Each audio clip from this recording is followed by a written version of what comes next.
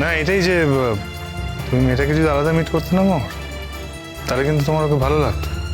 আমি শিওর, যেহেতু আমার সাথে ও থাকাকালীন তোমার সাথে দেখা হয়েছে, আমার সাথে একটা অ্যাসোসিয়েশন আছে, সেই অ্যাসোসিয়েটটাকে তুমি রিলেট করে নিচ্ছ, তাই কিন্তু তোমার ওকে একদম ভালো লাগছে না। আমি আশা রাখবো যে তোমার এই ভুলটা একদিন নিশ্চয়ই ভাঙবে। ভুল মানে? ভুল মানে এটাই যে তুমি ওকে পছন্দ করছো না, মিসআন্ডারস্ট্যান্ড করছো, এটাই ভুল। এখান থেকে তুমি নিশ্চয়ই একদিন বেরোতে পারবে মোহ। দেখো শঙ্খ, আমি জীবনে খুব বেশি সিলেক্টিভ নই। আমার যে সব বিষয় খুব একটা চয়েস থেকেছে তাও না, কিন্তু যেসব জায়গায় যেসব বিষয়ে চয়েস থেকেছে সেটা বরাবরই ঠিকঠাকই হয়েছে। আমার মনে হয় না এই ক্ষেত্রে আমার ভুল হওয়ার কোনো কারণ আছে। একটা মেয়ে, যে মেয়েটা একটা কাপলকে দেখে আর তাদের মধ্যে একজনকে তার বন্ধু হিসেবে চিহ্নিত করে, আর তার ওয়াইফের সামনে সে বারবার বুঝিয়ে দেয় যে তার সঙ্গে তার সম্পর্ক কতটা গভীর, সে আর যাই হোক সুস্থ মস্তিষ্কের মানুষ বলে আমার মনে হয় না।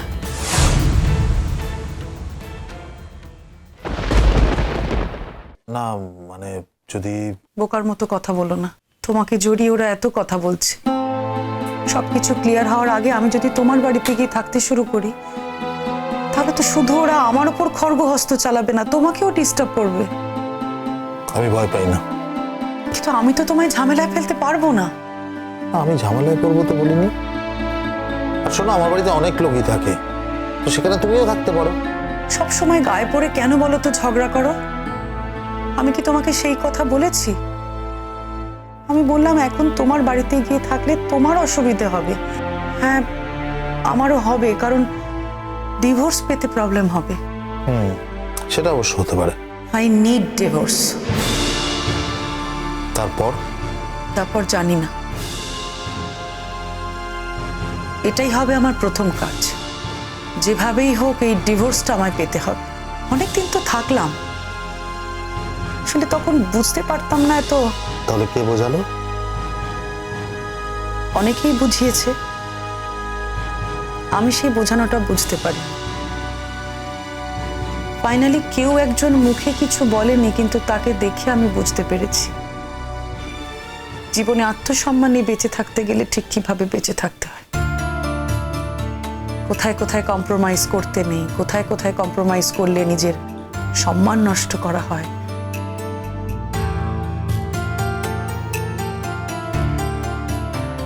আমি তোমার সংসারটা ভেঙে দিলাম, তাই না? এত কথার পর এটাই মনে হলো বুঝি?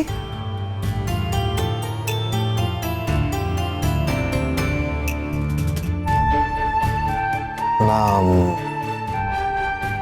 মানে আমি যদি তোমার জীবনে না আসতাম তাহলে। ভাগ্যিস।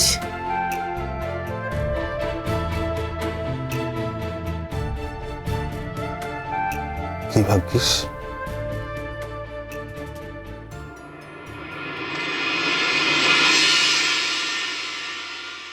ভাগ্যিস তুমি আমার জীবনে এসেছিলে, তাই তো এইভাবে ভাবতে পারলাম। তাহলে সত্যি আমি কি করতাম বলো তো? এরকম একটা মিথ্যে জীবন নিয়ে কাটিয়ে যেতে হতো আমাকে বছরের পর বছর। আর এই মিথ্যে জীবনে যে ভদ্রলোক তার সঙ্গিনীর সঙ্গে বিদেশে দিনের পর দিন কাটালো, সে হয়তো কোনোদিনই দেশে এসে পৌঁছতো না। আর এসে যে পৌঁছচ্ছে, তাতে আমি যে খুব কৃতার্থ হয়ে গেছি তাও তো নয়। আসলে টনকটা নড়েছে, বুঝতে পারছো? ভাবতে পারেনি না কখনো যে তার বিয়ে করাবো, বাড়ি ছেড়ে চলে যাওয়ার কথা ভাবতে পারে। ভেবেছিল রাখলাম বাড়িতে, ভালোই তো থাক, বাবা মার যত্ন করবে, কাজকর্ম করবে, আর বিনিময়ে দুবেলা খাওয়া পড়া দেবে। এতদিন বাবা মার ইচ্ছে একবারের জন্য আসতে পারলো না, অথচ আজ দেখো আজকে চলে এলো। অভিমান হচ্ছে? কিসের অভিমান? কার ওপর? হাজবেন্ডের ওপর। মানে অভিমান থেকে কথাগুলো বলছো? তোমার সঙ্গে কথা বলাই আমার ভুল হয়েছে।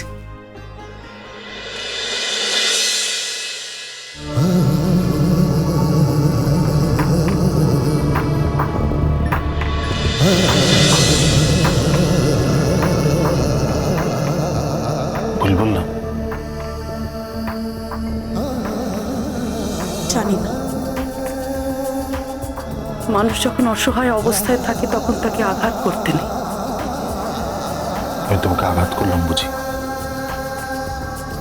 তুমি বোঝো না?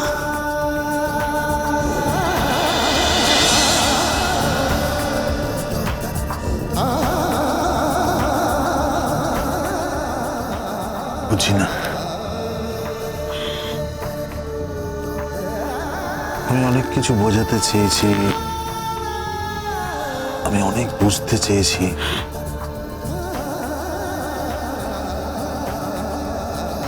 তুমি আমাকে বুঝতে দাওনি।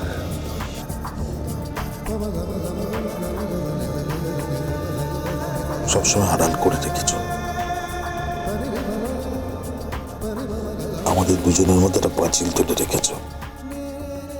সেই পাঁচিলটা যে আমি ভেঙে ফেলেছি সেটা কোথায় খেয়াল করনি। করেছি তো, সেজন্যই ভয় হয়।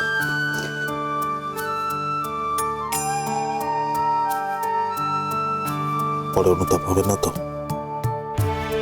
তোমার হবে?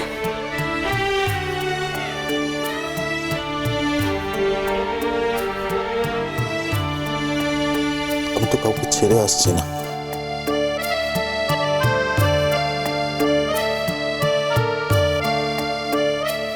আমি তো হাত অনেকদিন আগে ছেড়ে দিয়েছি। আমাকে কাউকে ছেড়ে আসতে হচ্ছে না।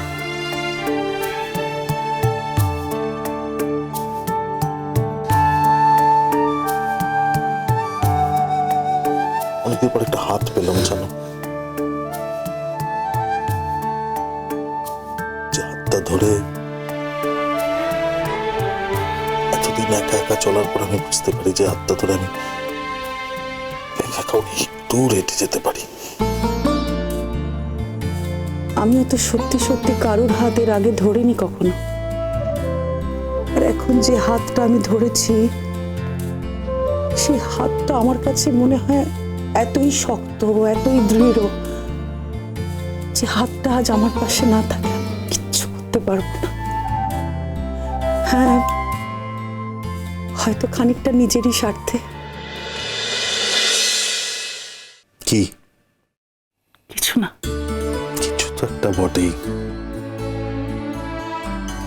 ডিভোর্সটা আমাকে পেতেই হবে। ডিভোর্সটা আগে হোক, তারপর যদি তুমি চাও আমাদের সংসার হবে। যদি আমি চাই? আমি চাই বলেই তো কথাটা বললাম। এখন আমার উপর সন্দেহ আছে নাকি তোমার? সন্দেহ? আমি জানতে চাই আমায় কি হিসেবে চাও? বন্ধু হিসেবে চাও, না স্ত্রী হিসেবে চাও, নাকি? প্রথমত আমি তোমাকে মুনিয়ার মা হিসেবে পেতে চাই, তারপর আমার স্ত্রী হিসেবে, তারপর আমার বন্ধু হিসেবে চাই। অনেকগুলো রোল প্লে করতে হবে তোমাকে। তুমি পারবে, অবশ্য তুমি নিজে কতটা পারতে চাও সেটা আমি জানি না। মুখে আমি কি পারবো কি পারবো না সেটা বললে আমার মনে হয় আমাকে নিজেকেই ছোট করা হবে। যদি সময় আসে দেখে নেওয়া যাবে আমি কি পারি আর না পারি।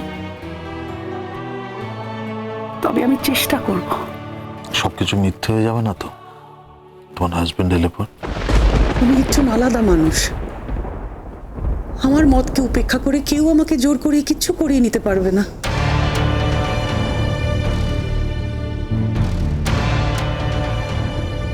ধরো জোর করার আর প্রয়োজনই হলো না। মানে?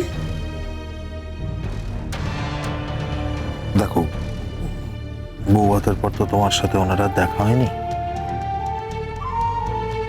এখন দেখা হওয়ার পর ওনার সাথে কথা বলে মিশিয়ে ওনাকে দেখে হয়তো তোমার ভালো লেগে গেল। আমি আসছি, আমার কাজ আছে। শোনো শোনো শোনো, এই যে আমি তোমার সাথে কথা বলছি এটা কাজ নয়। এই কাজটা পরে করলেও হবে, রাতে বাড়ি ফিরেও করা যাবে। এখন আমার নিজের কাজগুলো করা অনেক বেশি ইম্পর্টেন্ট, কারণ ওটার জন্য আমি টাকা পাই। এই শোনো, আমাকে না বেশি কাজ দেখিও না, হ্যাঁ? কাজ দেখাচ্ছি? দেখাচ্ছ না? আচ্ছা, একটা সময় আমার সঙ্গে একটু ভালো করে কথা বলতে ইচ্ছা করে না তোমার? আমি আমি আমি নিজেকে সংযত রাখি। নিজেকে কেন সংযত রাখছো? অত চেষ্টা করো নিজেকে সংযত রাখতে পারছি না, কিরকম ভেতরটা অস্থির অস্থির করছে। কোনো বন্ধন নিয়ে আমি তোমার কাছে আসতে চাই না। যেদিন আমি সমস্ত বন্ধন থেকে মুক্ত হয়ে যাব, সেদিনের সেই বন্ধনহীন আমি তোমার কাছে আসব। যদি সে বন্ধন সারা জীবনেও জীবন থেকে না সরে? সরবেই, সরতেই হবে। অপেক্ষা করব। আমিও তো অপেক্ষা করে আছি। জানি। জানো? বাড়ে জানি না।